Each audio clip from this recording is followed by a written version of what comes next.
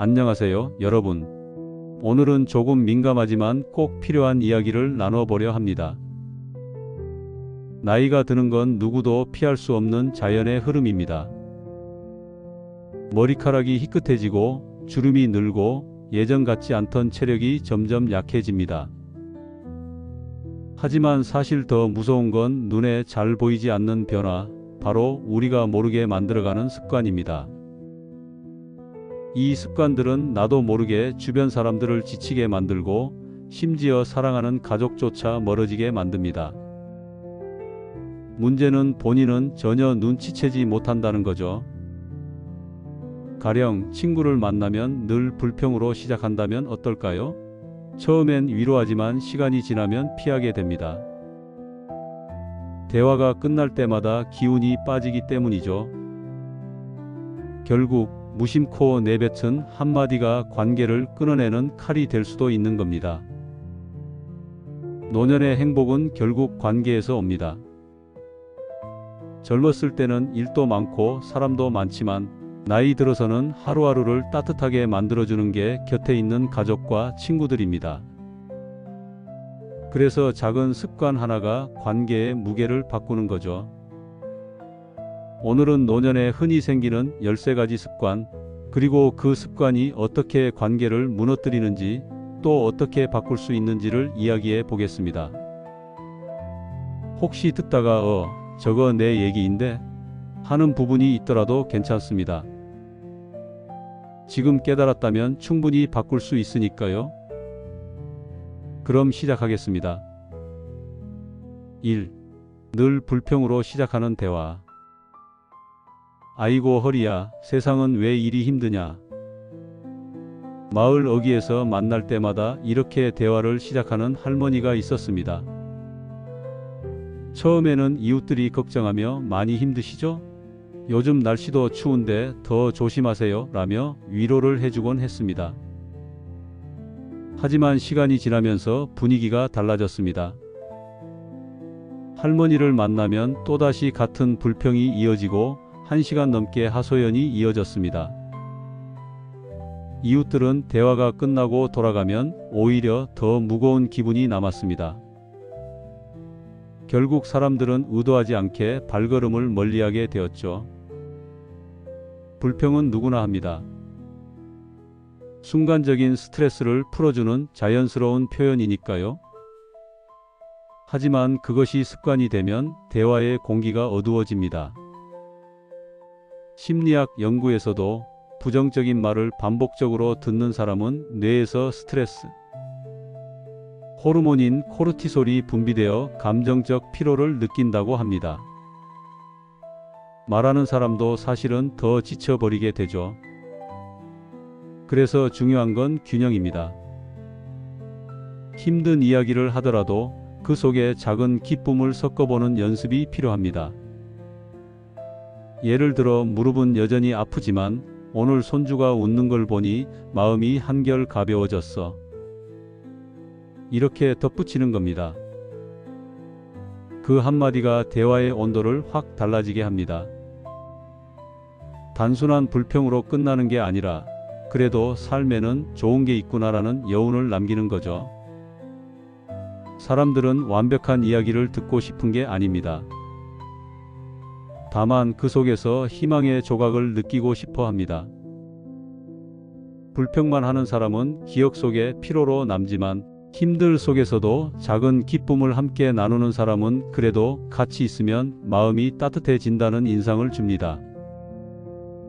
이것이 나이가 들어도 곁에 사람들이 머무는 비결입니다. 2. 건강 이야기만 늘어놓는 습관. 박 여사는 손녀가 오면 약 봉지를 꺼내 놓습니다. 이건 혈압약, 이건 관절약, 이건 심장약. 손녀는 처음엔 신기해하며 들어주었지만 만날 때마다 같은 이야기가 반복되자 점점 방문을 꺼리게 되었습니다. 사랑하는 할머니지만 대화가 늘 병원 이야기로만 이어지니 어린 마음엔 무겁게 다가온 거죠. 건강은 중요한 주제입니다. 나이가 들수록 몸의 변화와 질병은 삶의 중심이 되니까요. 하지만 가족이나 친구와의 대화가 온통 증상 보고서로만 채워지면 듣는 이에게 피로가 쌓입니다. 심리학 연구에서도 질병 중심 대화가 반복되면 정서적 친밀감이 떨어진다고 합니다. 상대는 사랑해서 걱정해 주다가도 점점 만나면 또 병 얘기겠지라는 부담을 느끼게 되는 거죠. 그렇다고 아예 건강 이야기를 하지 말라는 건 아닙니다. 오히려 가족은 내 몸 상태를 알고 싶어 하고 함께 걱정하고 싶어 합니다. 다만 균형이 필요합니다. 병 얘기만 하지 말고 오늘 본 드라마의 재미있는 장면, 산책길에서 본 예쁜 꽃, 시장에서 만난 반가운 이웃 이야기를 곁들여 보세요. 어제는 허리가 아파서 힘들었지만 동네에서 국화꽃이 활짝 핀 걸 보고 기분이 좋아졌어. 이런 대화는 듣는 이에게 위로와 따뜻함을 동시에 줍니다. 결국 중요한 건 나는 여전히 증상만 있는 사람이 아니라 살아있는 사람이다라는 메시지를 전하는 겁니다. 건강도 삶의 일부이지만 삶 전체를 대표하지는 않습니다. 당신은 단순히 환자가 아니라 여전히 이야깃거리가 풍성한 소중한 존재라는 걸 잊지 마세요. 3. 지나친 고집. 내 말대로 해야 돼.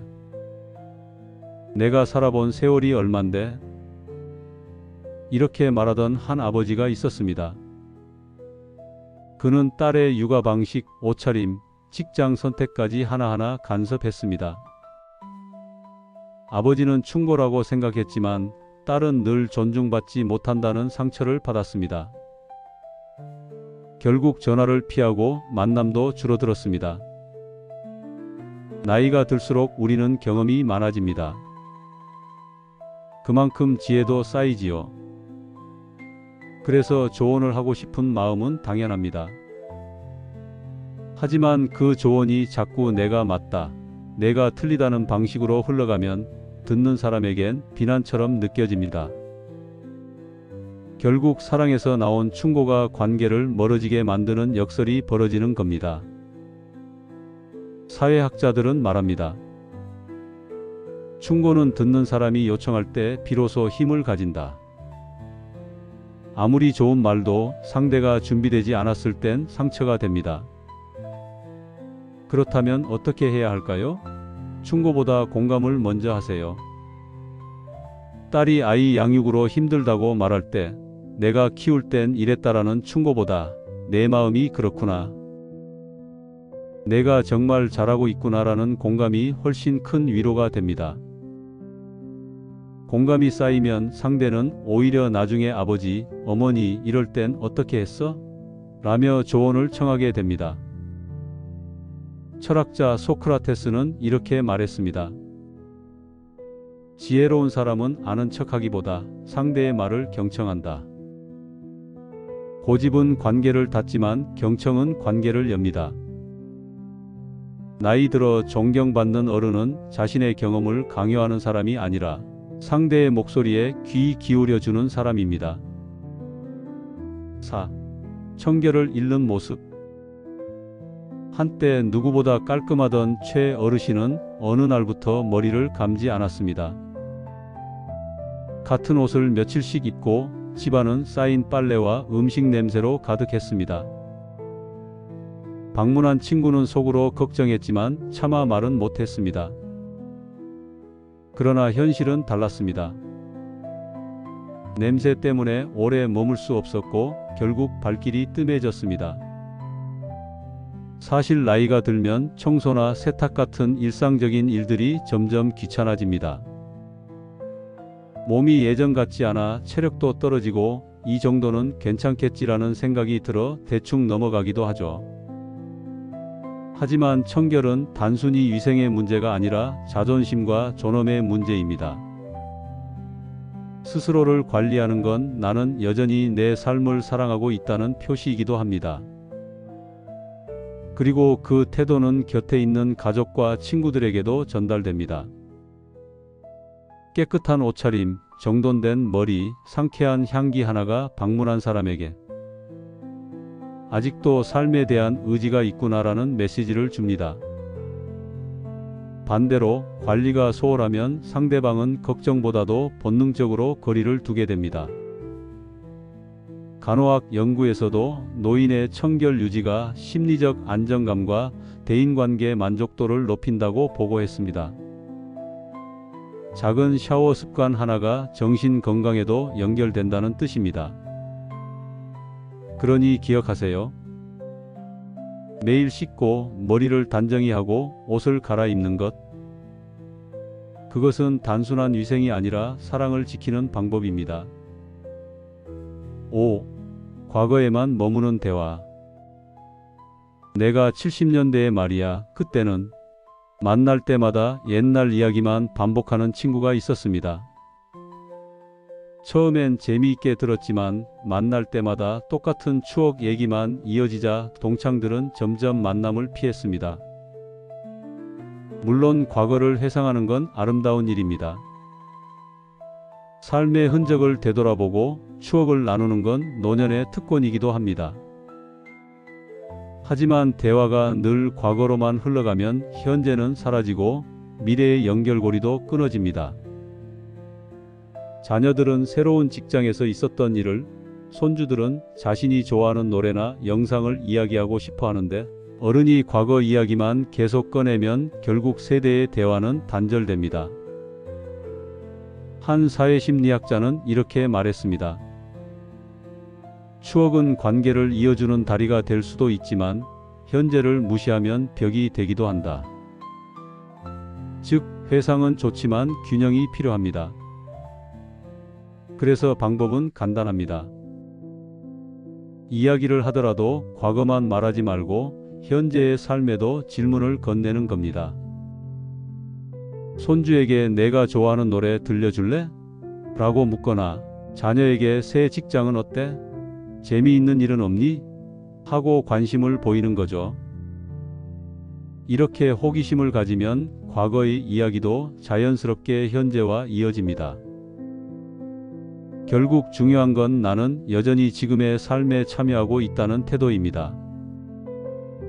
과거에만 머물면 관계가 멈추고 현재에 귀 기울이면 관계가 살아납니다. 6. 젊은 세대를 비난하는 태도. 요즘 애들은 버릇이 없어. 스마트폰만 들여다보고 인사도 안 하고. 이 말을 들은 손주는 마음의 문을 닫았습니다. 사실 우리 세대도 어릴 때 똑같이 들었던 말입니다. 너희 음악은 시끄럽다. 옷차림은 왜 저래라는 꾸중 말이죠. 세대 차이는 늘 있었고 앞으로도 있을 겁니다. 문제는 반복되는 비난이 관계를 끊어낸다는 점입니다. 특히 손주 세대에게는 나는 존중받지 못한다는 메시지로 다가옵니다. 결국 대화는 단절되고 만남의 횟수도 줄어듭니다. 반대로 칭찬과 격려는 다리를 놓습니다. 너 참 창의적이구나. 요즘 너희 세대가 가진 힘이 대단하구나. 이런 말은 손주의 마음에 불을 지펴줍니다. 세대를 뛰어넘어 서로 존중하는 관계가 만들어지죠. 한 노학자는 이렇게 말했습니다. 젊은 세대를 꾸짖는 대신 그들의 강점을 인정하는 순간 노인은 존경을 얻게 된다. 세대 차이를 비난이 아니라 호기심으로 대할 때 대화는 갈등이 아니라 배움의 기회가 됩니다. 결국 중요한 건 틀림이 아니라 다름을 인정하는 태도입니다. 세상은 변했고 젊은이들의 삶도 변했습니다. 그것을 비난하기보다 배우려는 순간 노년의 지혜는 진짜 빛을 발합니다. 7. 뒷담화와 간섭. 작은 마을에 사는 이 할머니는 이웃들과 모이면 늘 이렇게 시작했습니다. 저 집 아들은 아직도 취직을 못했다더라. 누구네 부부는 요즘 사이가 안 좋다더라. 처음에는 가볍게 웃고 넘겼던 이야기들이었지만 시간이 지날수록 이웃들은 점점 불편해졌습니다. 혹시 내가 없는 자리에서도 내 이야기를 하고 있는 건 아닐까? 하는 불안이 생긴 겁니다. 결국 사람들은 대화를 줄이고 거리를 두기 시작했습니다. 간섭도 마찬가지입니다. 어떤 아들은 이렇게 말했습니다. 어머니가 제 아내와 저의 생활에 자꾸 끼어들어서 큰 상처를 받았습니다. 사실은 도움을 주려는 마음이었다는 걸 알지만 저희는 존중받지 못한다고 느꼈습니다. 간섭은 사랑에서 시작되지만 상대의 마음에는 나를 믿지 않는다는 상처로 남습니다. 사회학 연구에서도 밝혀졌습니다. 타인의 사생활을 지나치게 언급하거나 판단하는 행동은 신뢰도를 급격히 떨어뜨린다는 겁니다. 관계는 신뢰 위에 세워지는데 뒷담화와 간섭은 그 토대를 무너뜨립니다. 해결책은 의외로 단순합니다. 듣는 쪽에 더 집중하고 묻지 않은 조언은 하지 않는 겁니다. 필요할 때는 분명 상대가 도움을 청합니다. 그때 경험을 나누면 감사로 받아들여지지만 먼저 끼어들면 부담으로 다가옵니다. 지금은 내가 말할 때가 아니라 들어줄 때다. 이 한 가지를 기억하면 불필요한 상처를 막을 수 있습니다. 8. 변화를 거부하는 태도. 김 할머니는 스마트폰을 거부했습니다. 나는 이거 몰라도 돼. 그냥 집 전화만 쓰면 돼. 처음에는 괜찮았지만 손주들이 보내는 사진도 보지 못했고 명절에도 영상통화에 참여하지 못했습니다. 결국 세월이 흐르면서 손주들과의 정서적 거리는 멀어졌습니다. 반대로 80세에도 배우기를 멈추지 않은 박 할머니는 복지관에서 컴퓨터 수업을 듣고 지금은 손자와 온라인 바둑을 둡니다. 그녀는 이렇게 말했습니다. 처음에는 무서웠는데 조금씩 배우다 보니 세상과 연결되는 기분이 들어서 마음이 젊어졌어요. 변화를 거부하는 건 순간의 편안함을 지켜줄지 몰라도 결국은 세상과 단절되는 길입니다. 특히 기술이 빠르게 발전하는 지금 거부는 곧 고립으로 이어집니다. 심리학 연구에서도 새로운 것을 배우는 습관이 노인의 인지 기능을 유지하는 데 도움이 된다고 합니다. 즉, 변화에 열린 태도는 건강에도 긍정적인 영향을 주는 거죠. 물론 처음에는 어렵고 낯섭니다. 하지만 작은 시도부터 시작할 수 있습니다. 문자 메시지 보내기, 화상 통화하기, 온라인으로 버스 시간 확인하기 같은 간단한 것부터 연습하면 됩니다. 나는 여전히 배우는 사람이다. 이 마음을 가진 노인은 주변 사람들에게 존경을 받고 세상과 연결된 채로 살아갈 수 있습니다. 9. 피해자 의식. 내 자식들은 나를 버렸어. 아무도 나를 신경 쓰지 않아. 한 할아버지는 이렇게 늘 말했습니다. 처음에는 가족들이 위로하며 아니에요, 아버지. 저희가 곁에 있잖아요 라고 했습니다. 하지만 시간이 지나면서 자녀들은 점점 지쳐갔습니다. 아무리 설명해도 아버지가 스스로를 버려진 사람으로 여겼기 때문입니다. 결국 대화 자체가 피곤해져 연락이 줄어들었습니다. 물론 외로움은 현실입니다. 나이가 들수록 만남이 줄고 자녀들도 바쁘게 살다 보니 찾아오는 횟수가 적어집니다. 하지만 피해자 의식은 관계를 더욱 멀어지게 만듭니다. 나는 외로운 사람이라는 믿음이 굳어질수록 사람들은 더 부담을 느끼고 가까이 다가오기 힘들어집니다. 반대로 먼저 다가가는 태도는 상황을 바꿉니다. 먼저 전화를 걸어 잘 지내니? 하고 안부를 묻거나 생일 카드를 보내고 이웃을 차 한 잔에 초대하는 겁니다. 작은 행동 하나가 큰 변화를 만듭니다. 심리학 연구에서도 밝혀졌습니다. 먼저 손을 내미는 사람이 사회적 연결감을 더 강하게 유지한다는 사실입니다. 기다림은 고립을 낳고 움직임은 관계를 살립니다. 중요한 건 도움을 기다리기만 하는 게 아니라 내가 먼저 연결을 선택하는 겁니다. 나는 버려진 사람이 아니라 여전히 누군가에게 다가갈 수 있는 사람이다. 이 믿음을 가질 때 관계는 새롭게 열립니다. 10. 돈으로 통제하는 태도. 한 아버지는 늘 자녀들에게 이렇게 말했습니다. 내가 너희 대학 등록금 다 냈지? 그 은혜 잊지 마라. 아버지는 자신이 해준 것을 강조하며 사랑을 표현한다고 생각했지만 자녀들의 마음에는 오히려 무거운 짐으로 남았습니다. 결국 시간이 지나면서 자녀들은 찾아오는 것을 줄였습니다. 이유는 돈 때문이 아니라 죄책감과 부담 때문이었습니다. 사실 부모가 자녀에게 경제적으로 도움을 주는 건 고마운 일입니다. 하지만 그 도움에 조건이 붙으면 문제가 됩니다. 내가 너에게 이렇게 했으니 너도 반드시 나에게 보답해야 해. 이런 태도는 관계를 사랑이 아닌 거래로 바꿔버립니다. 거래는 언젠가 끝나지만 사랑은 조건 없이 줄 때 더 오래 갑니다. 가족 관계에서 돈은 민감한 주제입니다. 조건 없는 지원은 감사와 존경을 낳지만 조건이 붙으면 불평과 갈등을 만듭니다. 실제로 상담 현장에서도 부모가 지원해 준 걸 늘 상기시켜서 집에 가기가 부담스럽다는 성인의 사례가 적지 않습니다. 진정한 지혜는 줄 때는 깨끗하게 조건 없이 주는 것입니다. 내가 도와줄 수 있어 기쁘다라는 마음으로 베풀면 그것이 오히려 자녀와 손주의 사랑과 존경으로 돌아옵니다. 돈은 사랑의 끈이 될 수도 있고 족쇄가 될 수도 있습니다. 선택은 내 태도에 달려 있습니다. 11. 도움을 거부하는 태도.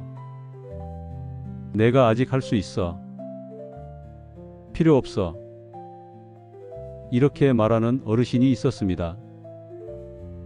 장을 보러 가는데도 손녀가 들겠다고 하면 놔둬 내가 하지라며 고집을 부렸습니다. 병원에 갈 때 이웃이 차를 태워주겠다 해도 괜찮아. 나 혼자 간다라고 거절했습니다.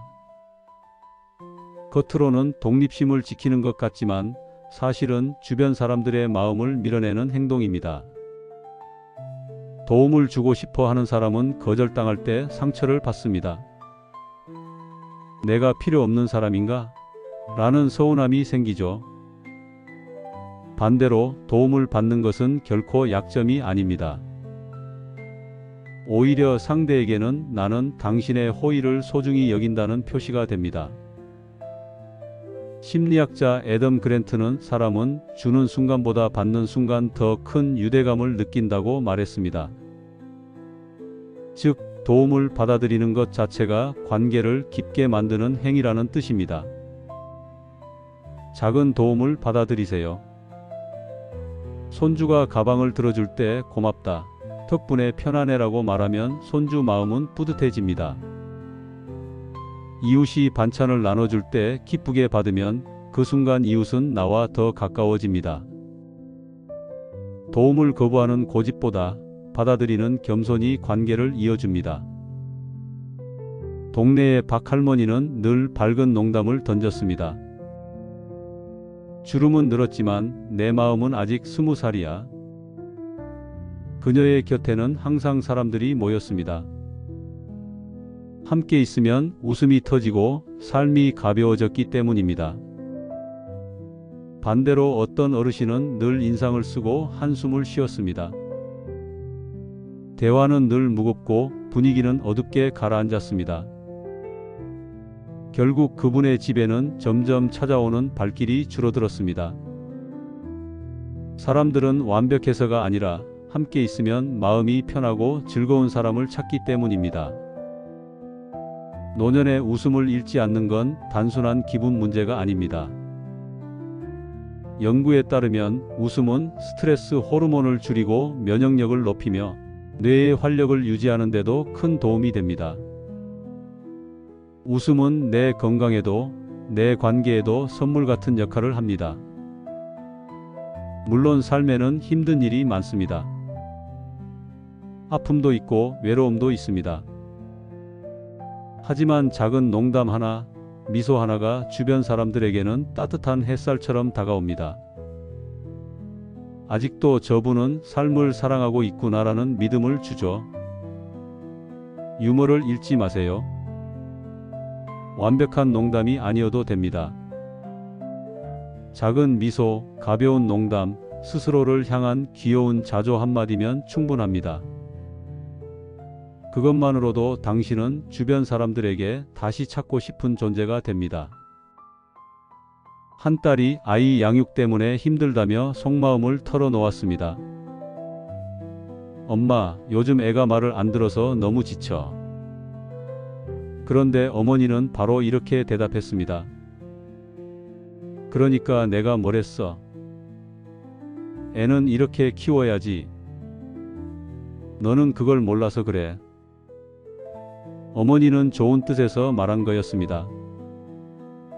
경험을 나눠주고 싶었고 딸을 돕고 싶었습니다. 하지만 딸이 느낀 건 전혀 달랐습니다. 엄마는 내 얘기를 들어주지도 않고 늘 내가 부족하다고만 생각해. 결국 대화는 위로가 아니라 상처가 되었습니다. 사람들은 때로 단순히 공감만 원합니다.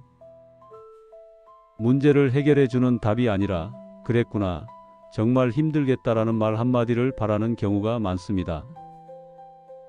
충고는 필요할 때 강력한 힘이 되지만 원하지 않을 때는 비판처럼 들리기 쉽습니다. 미국의 작가 스티븐 코비는 이렇게 말했습니다. 대부분의 사람들은 이해하려고 듣는 게 아니라 대답하려고 듣는다. 바로 이 점이 문제입니다. 상대방은 이야기를 들어주길 원하지만 우리는 대답하려고 서둘러 충고를 꺼내버립니다. 해결책은 간단합니다. 충고보다 경청과 공감을 먼저 하세요.